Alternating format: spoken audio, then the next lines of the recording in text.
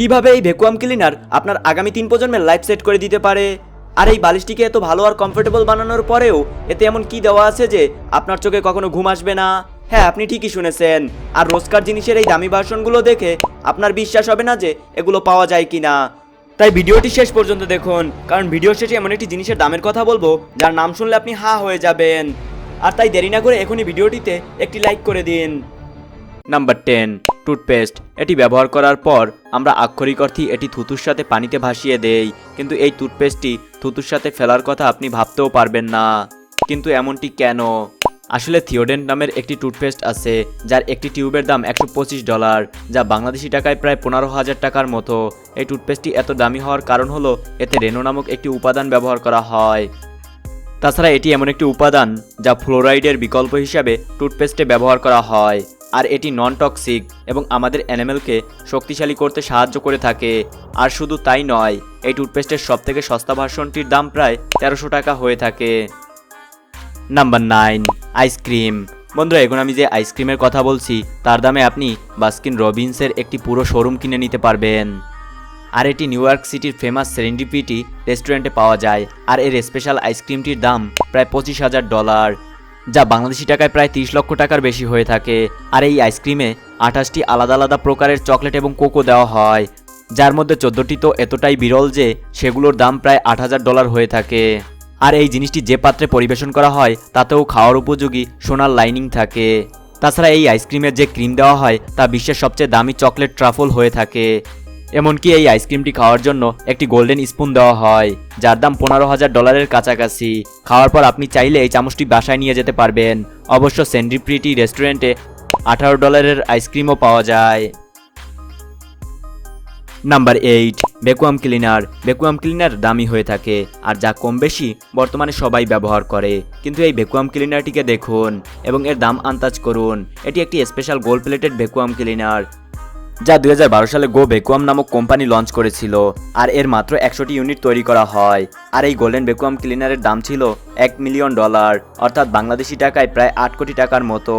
আর এই জিনিসটি প্রমোট করার জন্য একটি র্যাপ সং তৈরি করা হয়েছিল। নাম্বার 7, বালিশ। যাদের ঘুম হয় না তারা বালিশকে দোষ দিয়ে থাকে, আর তারা চাইলে ভালো বালিশের জন্য অনেক টাকা খরচ করতেও পারে। কিন্তু $57,000 অর্থাৎ 70 লক্ষ টাকা একটি বালিশের জন্য কি একটু বেশিই নয়? আর এখন আপনি যা সাধারণ দেখতে বালিশটি দেখছেন তার দাম প্রায় 70 লক্ষ টাকা। আসলে ভ্যান্ডার হিলস্টের এই গোল্ডেন এডিশনের পিলো 24 ক্যারেট গোল্ড ফেব্রিক দিয়ে তৈরি। আর এই জিনিসটি কেনার জন্য মানুষকে নিজের মাথা এবং ঘাড়ের স্ক্যান করতে হয় যাতে তাদের কমফোর্ট অনুযায়ী এটি বানানো যায়। তবুও একটি বালিশের জন্য এত কিছু করার কি দরকার, যেখানে কাজ শুধু ঘুমানো। নাম্বার 6, কলম। বন্ধুরা, আপনি চাইলে 60টি পেনের একটি পুরো বক্স 300 থেকে 500 টাকার মধ্যে পেয়ে যাবেন। আর যদি আপনার একটাই চাই তবে কেনার দরকার নেই, কোনো হোটেল বা সেমিনারে গিয়ে ফ্রিতেই পেয়ে যাবেন। কিন্তু আমি আপনাকে এমন একটি কলমের কথা বলবো যা কেনার জন্য আপনার 6 মাসের সেভিংস খরচ হয়ে যাবে। হ্যাঁ, আপনি ঠিকই শুনেছেন। আসলে টিফানি নামক একটি কোম্পানি এমন একটি ফাউন্ডেড পেন বানিয়েছে যার বাজার দাম প্রায় 1 লক্ষ টাকা। আর এই জিনিসটি তৈরি করার জন্য কিছু স্টাইলিং সিলভার এবং ব্রাশ ব্যবহার করা হয়েছে, এবং এর সাথে এটার নিব 18 ক্যারেট গোল্ডের তৈরি। আর আপনাদের জেনে অবাক লাগবে যে টিফানি কোম্পানি এই কলমগুলোকে এভরিডে অবজেক্টের ক্যাটাগরিতে রেখে দিয়েছে। এমনকি এই তালিকায় কমন গৃহস্থলী আইটেমের দামি ভার্সনও অ্যাভেলেবেল আছে। নাম্বার 5, বই। এটি সত্যি কথা যে রেয়ার আর পুরনো বইয়ের দাম অনেক বেশি হয়, কিন্তু পৃথিবীতে এমন কিছু মানুষ আছে যারা এমন বই কিনেছে যা তারা পড়তেও পারবে না। কিন্তু এমনটি কেন? আসলে এটি 1450 সালে ব্যবহৃত মিডল ইংলিশ ভাষায় লেখা। আর আমি যে বইটির কথা বলছি তার নাম হলো গুটেনবার্গ বাইবেল। আর এই বইটির একটি কপি $5 মিলিয়ন কেনা হয়েছিল। এই বইকে বাইবেলের প্রথম ভার্সন বলা হয়, যা এক জাপানি বুক সেলিং কোম্পানির ডিরেক্টর 1987 সালে কিনেছিলেন। তবে তারপরও এর চেয়ে দামি কোনো বই আজ পর্যন্ত বিক্রি হয়নি। Number 4, frisbee. আপনি কি একটি ফ্রিসবি 25,000 টাকায় কিনবেন? আমি আপনার উত্তর জানি, কিন্তু একসময় এটা পসিবল ছিল। আসলে জন্টিক নামের একটি কোম্পানি এমন একটি ফ্রিসবি বানাতো যেখানে প্লাস্টিক নয় বরং পুরো লেদার ব্যবহার করা হতো। তাছাড়া স্বাভাবিকভাবে কেউ একটি প্লাস্টিকের গোল স্ল্যাব কেনার জন্য কেনই বা 25,000 টাকা দেবে? তাছাড়া তার জন্য তো এতে কিছু স্পেশাল হতে হবে, আর এরই জন্য ফ্রিসবিতে ফিঙ্গার কমফোর্টের জন্য লাইনিংও দেওয়া হতো। কিন্তু এখন এই প্রোডাক্ট বাজারের কোথাও বিক্রি হয় না, আর এটা বন্ধ হওয়ার কারণ হয়তো আপনি নিজেও বলতে পারবেন। নাম্বার 3, ছাতা। 2008 সালে ব্লিনিয়ার কন্টিনার নামক একটি কোম্পানি লাক্সারি ব্র্যান্ডের একটি ছাতা বাজারে এনেছিল, আর যা একটি নর্মাল ছাতার মতোই, কিন্তু এটি বানাতে কুমিরের চামড়া ব্যবহার করা হয়, যে কারণে এটি প্রায় 4 লক্ষ টাকায় বিক্রি করা হয়। এখন একবার এটি ভাবুন, কেউ এটি কিনে নিল, আর কোনো ভারী ঝড়ে যদি এটি উড়ে যায় তবে সেই মানুষের উপর দিয়ে কি যাবে? তাছাড়া 4 লক্ষ টাকার ছাতা মানে লোক বৃষ্টি থেকে বাঁচতে 4 লক্ষ টাকা খরচ করে দেয়। নাম্বার 2, জুতো। আমরা ছেলেরা মাঝে মাঝে আমাদের ফেভারিট জুতোর ওপর কিছু বাড়তি টাকা খরচ করতে রাজি হয়ে যাই। কমেন্ট করে জানান যে আপনি নিজের জন্য সবথেকে দামি জুতো এখন পর্যন্ত কত টাকায় কিনেছেন। কিন্তু কি হবে যদি আমি আপনাকে বলি যে আপনার সবথেকে দামি জুতোর দাম এই জুতোর আশেপাশেও নেই? আসলে স্টুয়ার্ট ওয়াইজম্যান একজন ফেমাস শু ডিজাইনার। তিনি অনেক সেলিব্রিটিদের জন্য অনেক দামি জুতো ডিজাইন করেছেন। এমনকি তার কিছু জুতো সেলের জন্য তৈরি করা হয়, কিন্তু সেগুলো কেনা সবার সাধ্যের কথা নয়। যেমন তার তৈরি এই জুতাটাই দেখুন, যা 642টি আলাদা রুবি ব্যবহার করে বানানো হয়েছে। তাছাড়া এটি কোনো যেমন তেমন রুবি নয়, এতে লাগানো প্রতিটা হীরা 120 ক্যারেটের উপরে ছিল।